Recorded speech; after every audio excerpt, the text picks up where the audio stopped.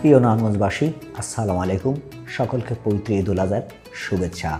ঈদুল আজহা শুধু পশু কোরবানির মধ্যেই আত্মত্যাগ নয়, শৃঙ্খলা, দায়বদ্ধতারও একটা উৎকৃষ্ট উদাহরণ বটে। সামর্থ্য না থাকায় যারা পশু কোরবানি করতে পারেননি, আপনার সামর্থ্য অনুসারে তাদের দায়িত্ব নিন এবং খেয়াল রাখুন ত্যাগের মহিমা ছড়িয়ে পড়ুক। সেই সাথে অন্যান্য ধর্মাবলম্বীদের প্রতি সংবেদনশীল এবং দায়িত্বশীল আচরণ করুন।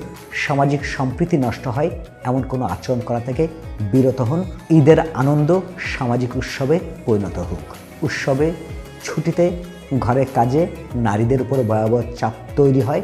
যথাসম্ভব ঘরের কাজে সহযোগিতা করুন এবং বয়োজ্যেষ্ঠদের সময় দিন। ত্যাগই আমাদের বড় এবং দায়িত্বশীল করে তোলে। উৎসবের আনন্দ সকলের মাঝে ছড়িয়ে পড়ুক। সকলকে ঈদের শুভেচ্ছা। ঈদ মোবারক।